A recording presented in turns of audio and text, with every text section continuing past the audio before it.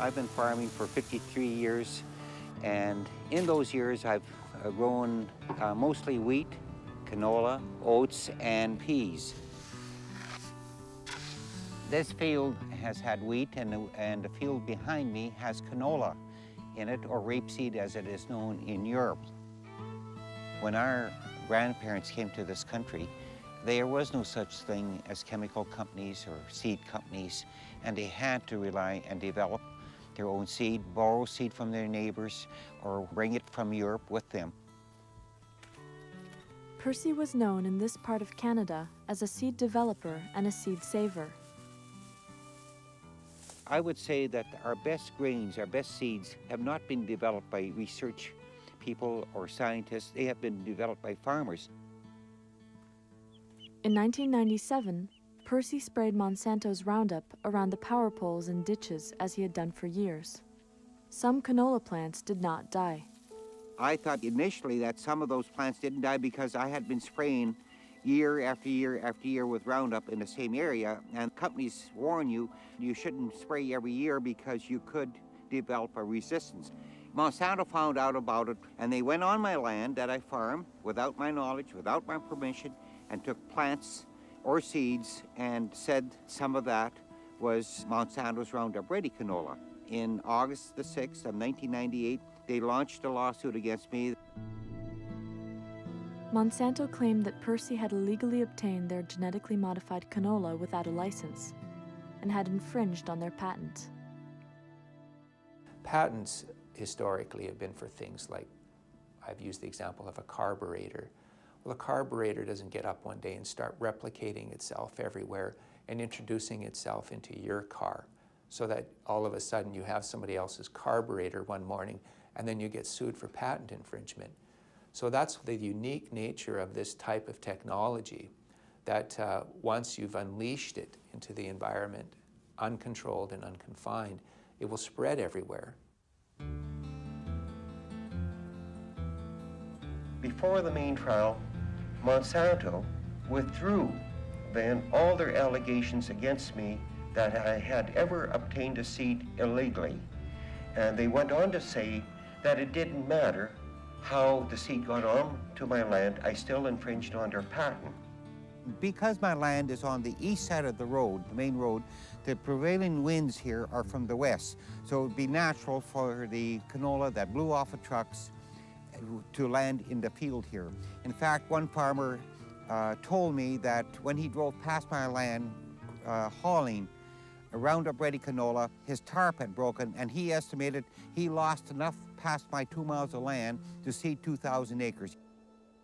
Well, I think one of the biggest issues in the case is where to draw the line between the people and the companies who produce and come up with this new technology.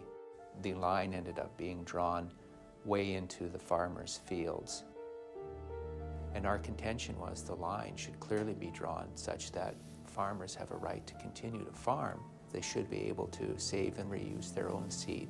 They should be able to buy seed, conventional seed, from their neighbors as they've had in the past, without having to worry about whether they're infringing somebody's patent now.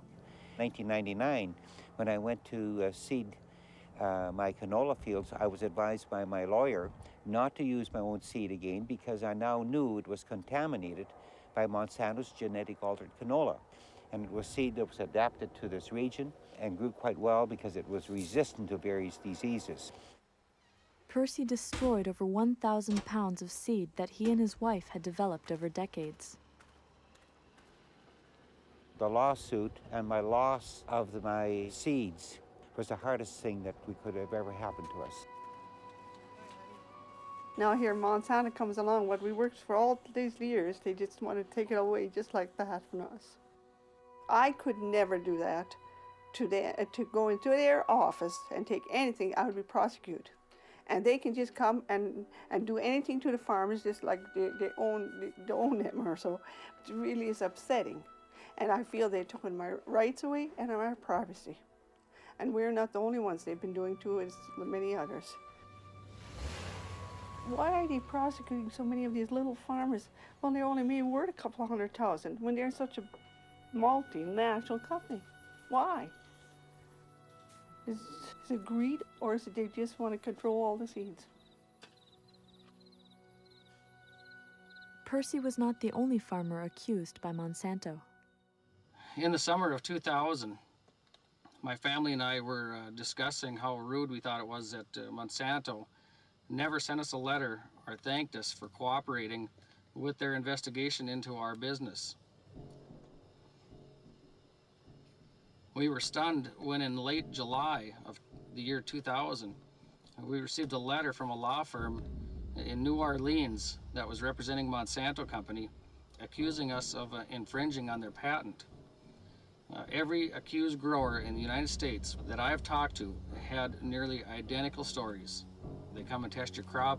The farmers that have nothing to hide figure, well, they'll find that we didn't plant this crop that they say, and they come back over a year later and accuse you of this when the farmer can't go back and take crop samples and disprove them.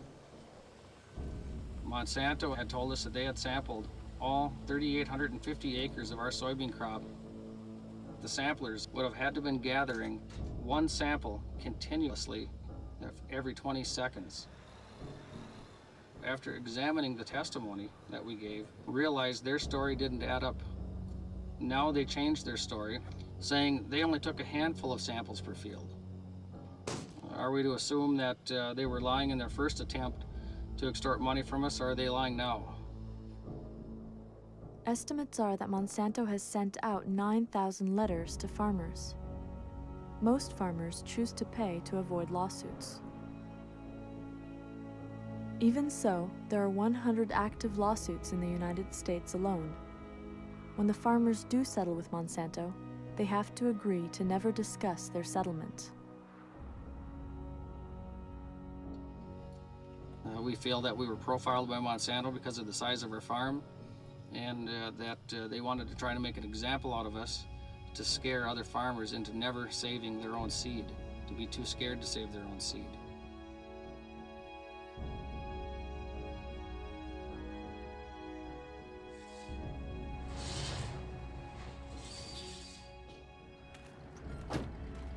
Eventually, my case went to court after 2.5 years, and Monsanto dragged me through those courts in pretrial. They did everything to break me, and basically took all of our retirement funds, because just my lawyer fees alone up to date have been around $200,000.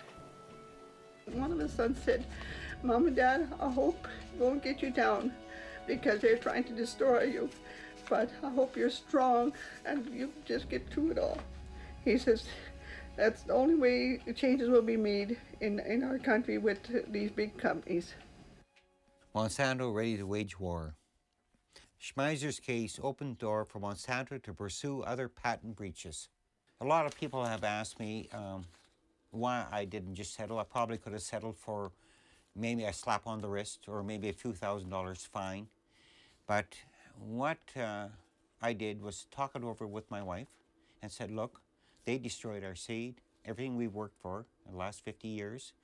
And if I sign this, that I grew genetic altered canola without a license when we were doing our own thing, minding our own business, I couldn't live with myself. And I feel that it was taking my fundamental rights away from me. My grandparents left a system like that way back turn of the century to get away from control and a feudal type system. Are we going to want to go back to that? And we said no. We'll fight it and stand up for what we believe in.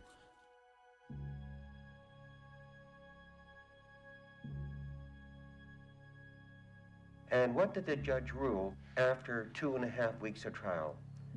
He said it didn't matter how Monsanto's genetic altered canola got into my field.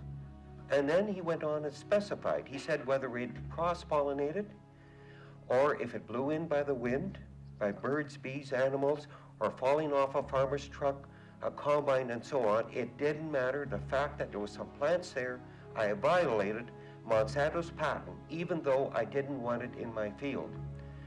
Number 2, which is the most important one, I think, he ruled any farmer that has a regular conventional